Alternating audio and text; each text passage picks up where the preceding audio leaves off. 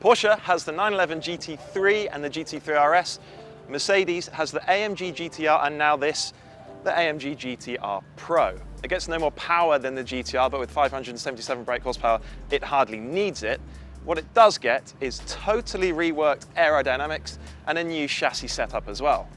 All of which is designed to make the car faster around a lap of a circuit. The aerodynamic makeover includes a jutting front splitter, dive planes, wheel arch vents, a chunky rear wing with a gurney flap, and various other flicks and spoilers that all help to reduce lift, keeping the car pressed into the track at speed. Meanwhile, the chassis overhaul is comprehensive. The coilovers are motorsport-style items with manually adjustable bump and rebound.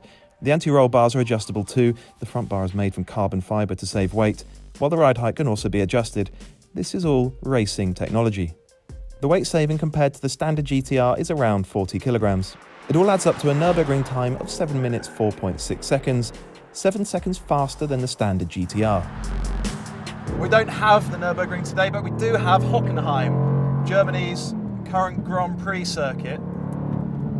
Ideal place to get to know this GTR Pro. This car, you can see, has got the track pack. That's the roll cage in the back and these 4-point harnesses. Also includes a fire extinguisher. We're not going to need that today.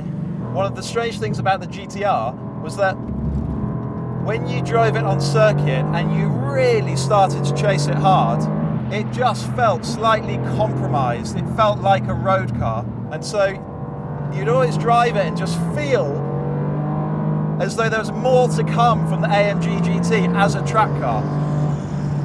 The GTR could just be a little bit floaty, at times just a little bit lazy. It just didn't quite have the precision, the stability, the immediacy of something like a 911 GT3 RS. So that's what this car has got to do. This car has got to be the AMG GT that you really would use on track days. First impressions, it feels good. Such a taut chassis, agile, responsive, really well controlled. It's not completely flat in corners. It does roll a little bit, which is helpful. It lets you feel the grip. It gives you an idea of how hard the car is working. The steering is actually pretty light. It's not really fidgeting away. It's not full of detail, but it's quick, it's direct, it's intuitive, it's good actually. Steering is good. We're on Michelin Cup 2 tyres, the same as the GTR, and they're good. Really good, solid grip, a stable platform, and you feel the grip across the front end as well. You know how hard you're working the car.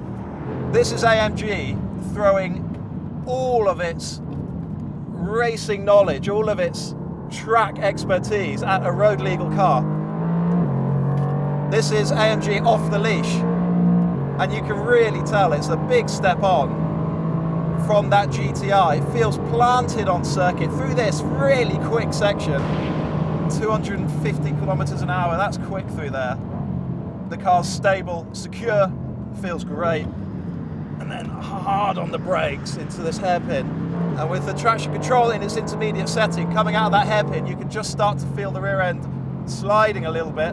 That's a quick corner. But again, the car feels planted, secure, in a way that, for me, the GTR just never did. We're not driving this GTR Pro on the road, so I'm not going to be able to tell you if it actually deals with a bumpy road. It's clearly pretty well set up for a circuit. Does that mean it's going to be massively compromised on the road? Don't know. We'll have to tell you later on. Out here, God, it feels good. It's fun, it's absorbing, playful. You won't be getting bored on your track day in this thing in a hurry.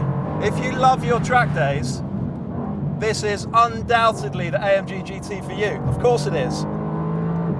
Fiddling away with those manually adjustable dampers with the adjustable anti-roll bars, you'd have a whale of a time in this thing. The harnesses make a huge difference. I love feeling strapped into a car.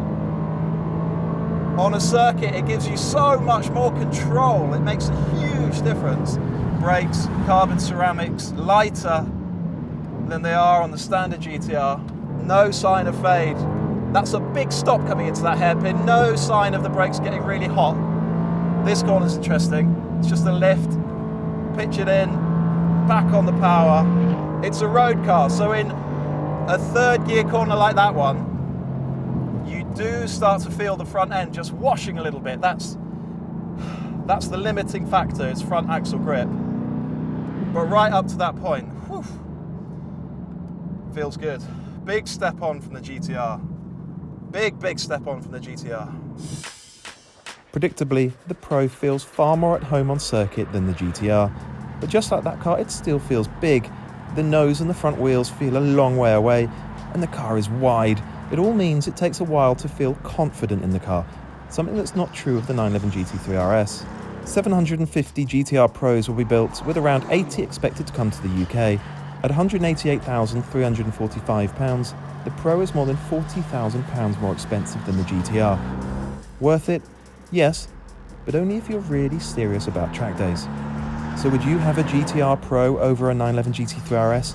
Let us know in the comments, and remember to subscribe to the Autocar YouTube channel for more supercar reviews just like this one.